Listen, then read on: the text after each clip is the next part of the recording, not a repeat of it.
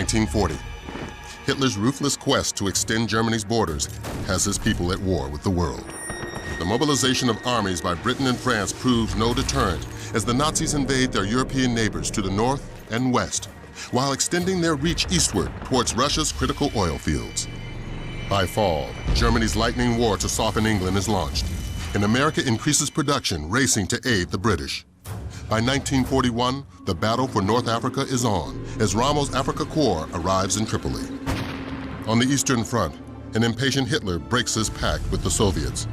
Stalin responds with a scorched earth policy, intent on leaving only ruins for the Nazi invaders. But one by one, his cities fall. Now, in 1942, massive German air raids commence against Stalingrad, and the battle for this noble city turns vicious. The Red Army refuses to retreat, and a counteroffensive is launched against the force that now stretches from the Volga to the Atlantic and deep into the African desert.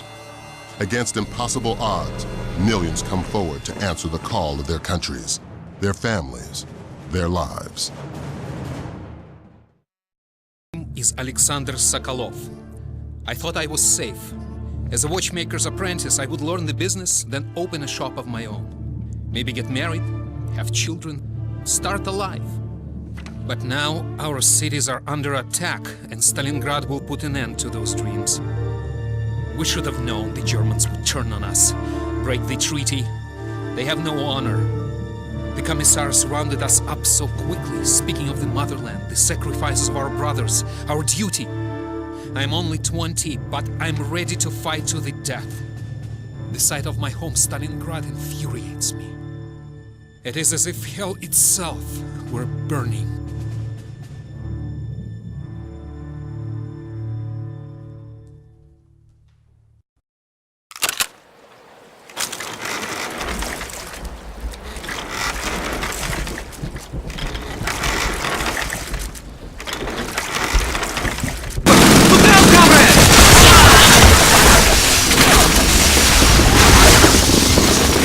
There you are. I've been hunting that bastard all day. I'm sorry you lost your sergeant, comrade. We won't let your sacrifice go to waste.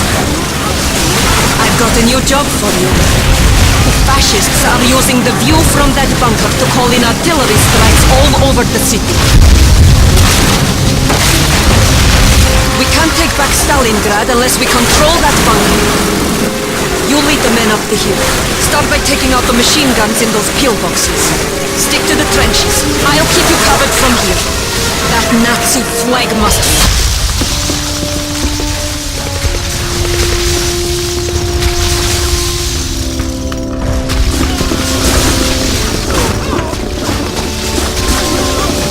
Well done, comrade. Looks like I found myself a new spot. My name is Tanya Pavlovna. We had little idea the Nazi invasion had pushed as far as our village until the night we awoke to the sound of tank tracks grinding in the distance. Tank shells sent my neighbors scurrying for cover, and in the chaos I was separated from my parents. The next day I was rescued by soldiers with the Red Army. I was 25. During my first skirmish, our squad was cut down, and I escaped into a collapsed building, where I took a sniper rifle off the body of a fallen comrade. My father's voice guided my aim as I cut down my first 4 Germans with that rifle. My skill was reported to HQ and I was assigned as a sniper and sent to Stalingrad. I've been hunting Germans ever since. They took my family and my home, and I intend to take their lives.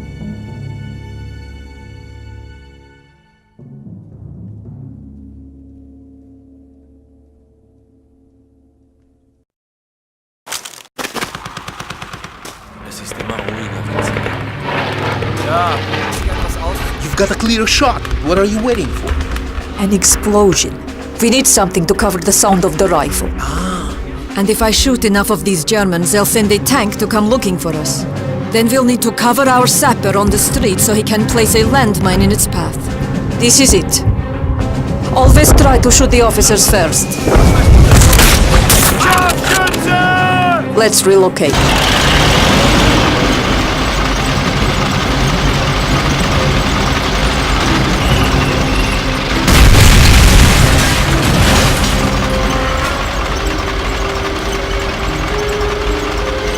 My name is Nikolai Badanov.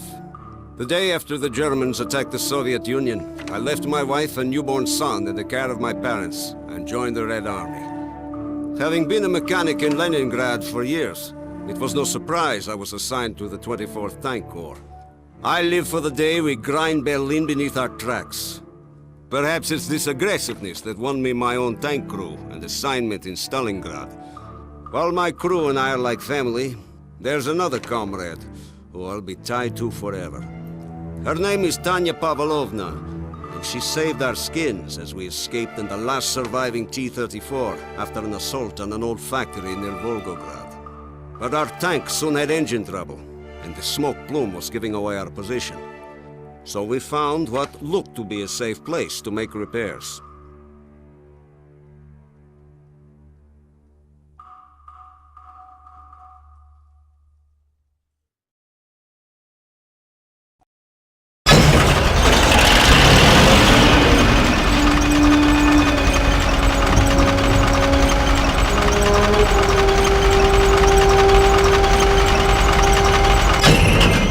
Engine trouble? Tanya, you and Alexander find some high ground and watch for the enemy. We'll do what we can, Nikolai. And Fyodor, let's get that tank fixed now. Yes, sir.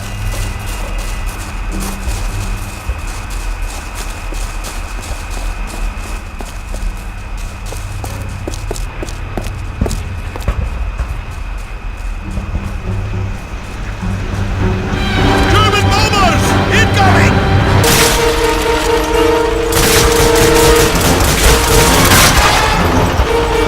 Tanya! He's aiming right for you! Get out of there!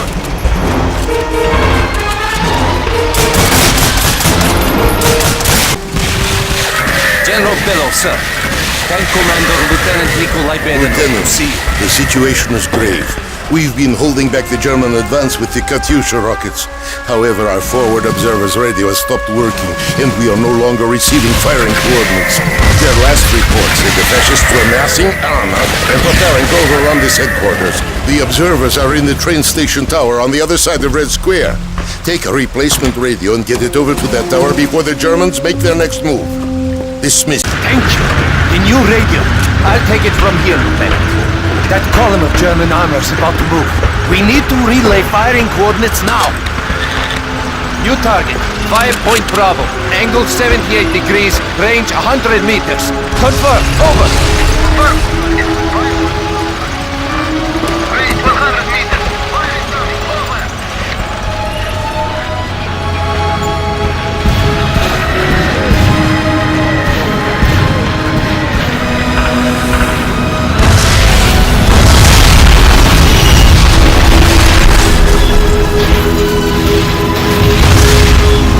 Yes! Take that! Directing! That armored column is a junkyard now! Thank you, Lieutenant. This has been one hell of a day. 24, 1942, Christmas Eve. What we began at Stalingrad, we were to finish as part of Operation Little Saturn on a remote airfield near the small village of Tatsinskaya. Our assignment was to approach the airfield from the north via the River Don, cutting off and encircling the stranded German forces Hitler had forbidden to retreat. There at Tatsinskaya, we would surprise the airfield, destroying as many aircraft as we could, cutting off the resupplying of Nazis in the Stalingrad pocket. This was an assignment I was going to enjoy. But as we were about to spring our attack, the Germans got word we were there and launched a frantic evacuation. We may have missed yelling surprise, but there was still plenty of party to be had.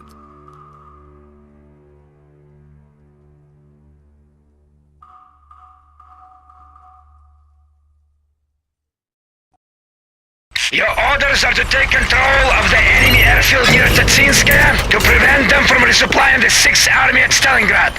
This is a critical mission, comrades. Best of luck! Raven, this is platoon leader. What is your status, over? Platoon leader, Raven here. Our trucks are in position. We need 10 minutes to set up the rockets. Over. Hold positions until... Suka! Stuka! Incoming! We have been spotted! Raven! Raven, we cannot wait! Get your rockets in position now! We will take care of those bombers!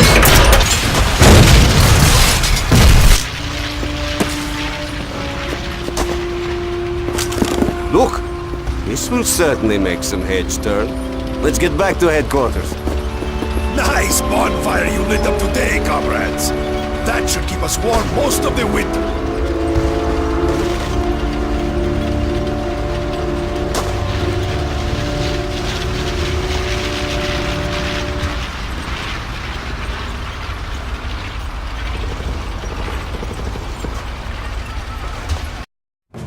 By controlling North Africa, the Axis powers would have a better chance of holding the Mediterranean, now the epicenter of the war. Unfortunately for Italian dictator Benito Mussolini, his army is ill-prepared to withstand the British forces in the region. Hitler, fearful that more losses in Africa would jeopardize his efforts on the Russian front, sends General Rommel and his Africa Corps to clean up the mess. By 1942, the Allies decide that the best way to break the Axis powers back is to create another front. And Operation Torch is born of British and American troops. A well-supported, coordinated push through enemy lines, depleting and destroying fuel, food, and equipment would mean the eventual fall of the Third Reich in Africa, weakening Axis aggression throughout the world. All goes as planned, and by January 1943, British General Montgomery's 8th Army has Rommel and his troops on the run, scrambling to make their valiant last stand at the Mareth Line. My wife finally wrote saying, "Edward Carlisle, just asked to do something else." So I did. It turns out having a background in teaching chemistry can get you out of a desk job pretty quick if you have a mind to it. I knew nothing of Popsky's private army or its ties to the Desert Rats until I was in training. This sabotage platoon's philosophy is lightning-fast strikes and massive explosions deep behind enemy lines. It's gratifying to know that every time we light up a fuel depot or munitions dump, we're stalling Rommel's tanks and helping those poor blighters on the front lines. It may not be fighting fair, but the Germans have hardly fought fair in Europe, so to hell with them. My assignments are highly confidential, so as far as the wife knows, I'm still sitting at a desk. But for some strange reason, I've stopped complaining.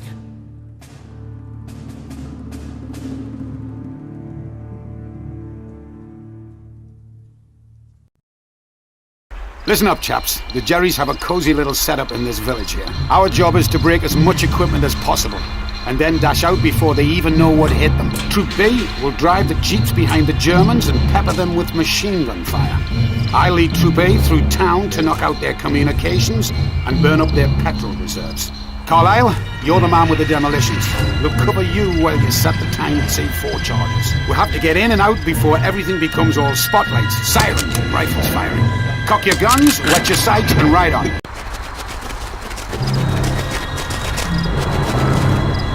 Once this last charge goes off, Fritz will be completely out of power. All right, get ready to break and ready to dash.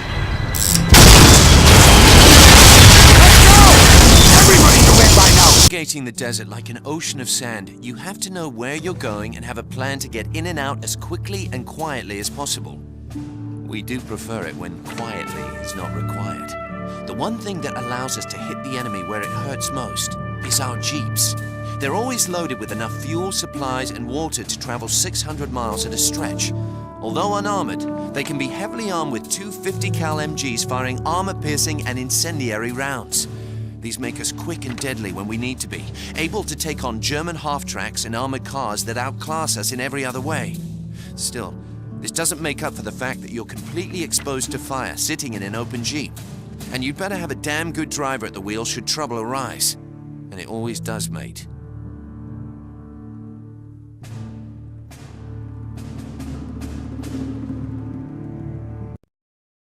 Look alive, Carlisle! I got word on the wireless that some of our old mates from the long-range desert group are lying doggo in an old fortress surrounded by Jerrys. We've got to save them. Those chaps found a shortcut through the desert that leads straight to Rommel's back door. You and I are leading the charge. The rest of the men will catch up with us at the fort. Protect my hide while I refuel the jeep. Keep your eyes peeled. We won't be alone for long. Sniper! Watch it! Whoops!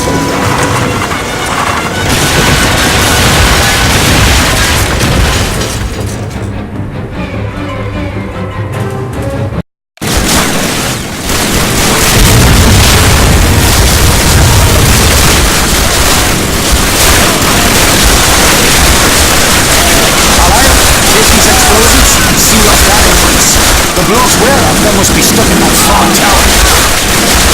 We'll have to stay up. I'll go ahead. It's about time you chaps showed up. Well, we had a few errands to run.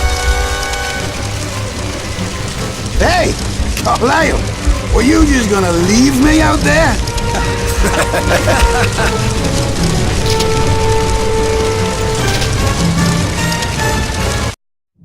By 1944, in the battle to regain their Russian homeland, the Red Army crushes the German pocket at Stalingrad, marking the first major defeat of Hitler's armies. On June 6th, D-Day, the Allies stage a massive sea and air invasion on the Normandy coast that will soon lead to a full-scale retreat of Germany's once powerful armies across France and Belgium. Inspired by this success, British Field Marshal Montgomery devises a plan he insists will end the war by Christmas, codenamed Market Garden. With momentum on their side, the Allies attack Germany's industrial heartland from the north, attempting to outflank the powerful Siegfried Line, intending to drive on to Berlin. But Montgomery's plan fails miserably when the final bridge across the Rhine cannot be secured. Painful defeat and staggering losses destroy all hope for an early end to the war, and surviving Allies are ordered back to France. Fortunately, by October, with the Siegfried Line finally breached from the west, the Americans prepare for the capture of Aachen, a city destined for the dubious distinction of being the first major German city to fall to Allied forces. Name is Chuck Walker. I've been attached to the 1st Army, the Big Red One, for a long time now. I fought in North Africa and Sicily. I landed in Normandy on D-Day. Every day I fight to save my life and the lives of my men. I'm proud we're on the front lines. I know none of us are going home until the Germans surrender completely, and we want to be right there when it happens. That's why Aachen is so important. It's time to take this fight right to Germany, where it began. This isn't about medals or honor. Those things don't matter when you're fighting for your life. This is about winning the war. And fighting with the Big Red One has taught me you win a war by surviving it. And that means killing the Germans before they kill me.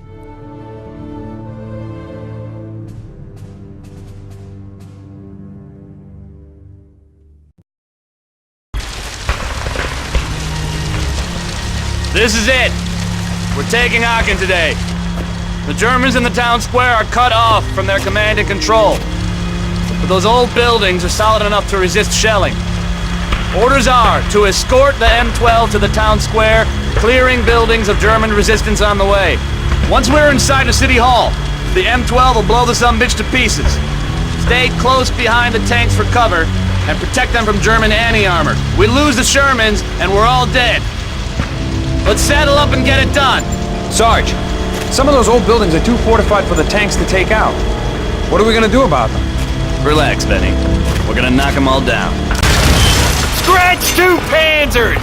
And here comes the big gun. This shouldn't take long.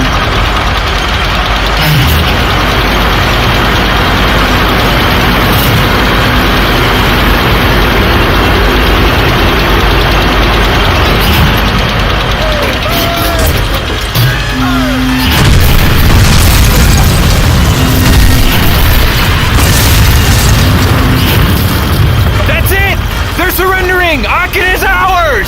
First German city to fall! We got him on the run now, Sarge! Bet you we're home for Christmas! Yeah, I'll believe that when I see it.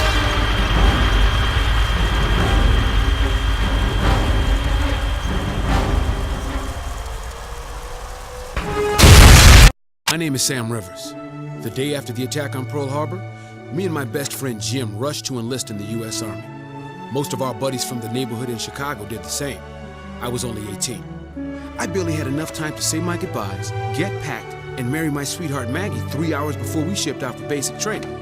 I was assigned to the 761st Tank Battalion, which was almost entirely made up of colored folk, except for the officers.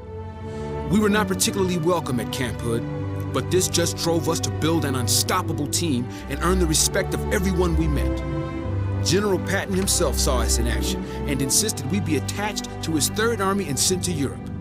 Today we're near the town of Tillet. Every other American unit assigned to take this town has tried and failed. Now it's our turn. We're all fighting for something more than just defeating the enemy. Every man in the 761st has something to prove to himself and to the folks back home. For us, victory has a double meaning.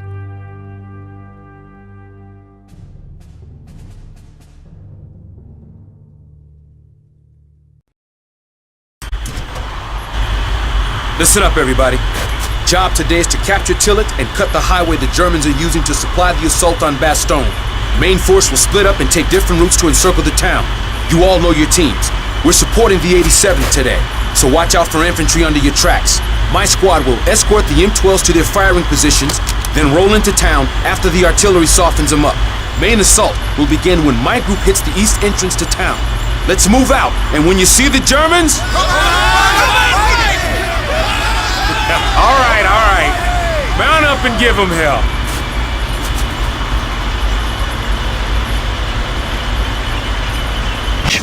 It'll take the demo team a few minutes to clear that roadblock, so head back to your Sherman and keep a lookout for a German counterattack.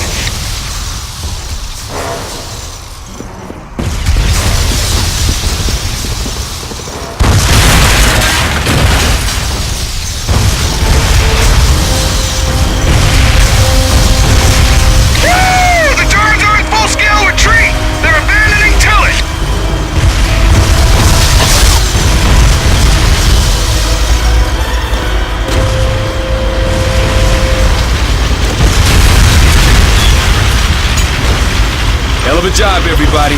No way the Nazis are gonna get to fight against Bastogne now. Charlie Company, come in. Charlie Company, please respond. This is Sergeant Rivers, Charlie Company. Over. Rivers, this is headquarters. Command has reviewed enemy strength report and orders on a break-off assault on Tillet. Do not go into that town, Sergeant. It's too hot in there. I'm sorry, sir. I'm already through that town. It's been 4 grueling months since we took our first German city at Aachen. That mission and the weeks that followed have been particularly difficult. A bitter, cold fight trying to hold off the Germans in Stavlo was one of the few times in this war I actually thought I might not make it back home. My men came out decorated for their sacrifices. But that doesn't change the fact that we paid a heavy price to get into Germany.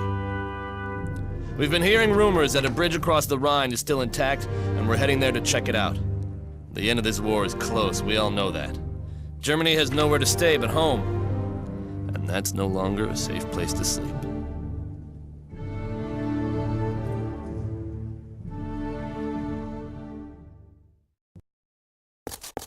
Hey Sarge, why are we heading to this town again? That bar means Lieutenant, Sergeant Church. Or did you forget about those battlefield promotions after our last mission? I ought to bust you right back down to Buck Private. Sorry, sir. Still getting used to the new stripe myself. So where are we headed? Some little town called Remagen. HQ ordered us to scout it out since there was an old railroad bridge leading across the Rhine. The thing is, the Germans are in the habit of burning all their bridges behind them as they retreat into the fatherland. So, we're looking for a bridge that probably isn't even there. A bridge across the Rhine River would give us a direct line to move tanks and men straight into Germany. Those Germans aren't foolish enough to let that happen. All right, where's that damned bridge? Just a few clicks south of here. Lead the way. Lieutenant, we can't get these tanks across the bridge with this damn hole in the way. Take your men across and capture this bridge before the Germans blow it up. Are you crazy? We'll get slaughtered. That's not a suggestion. That is a direct order. Move out, or I'll execute you for treason myself. Moving out.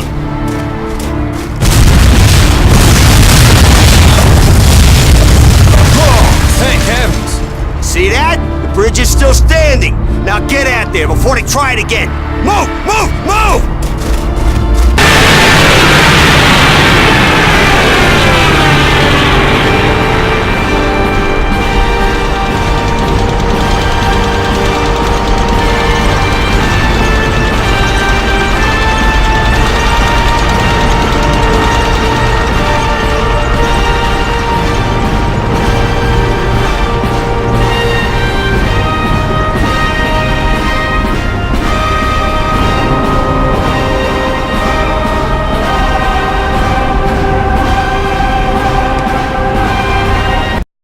March 1945.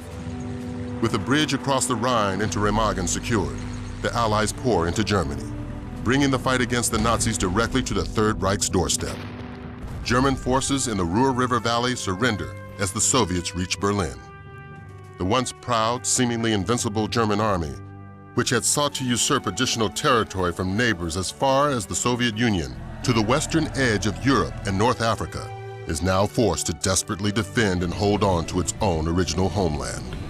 The unconditional surrender of all German forces to the Allies, without which President Roosevelt had declared the war could not end, would not be long in the making.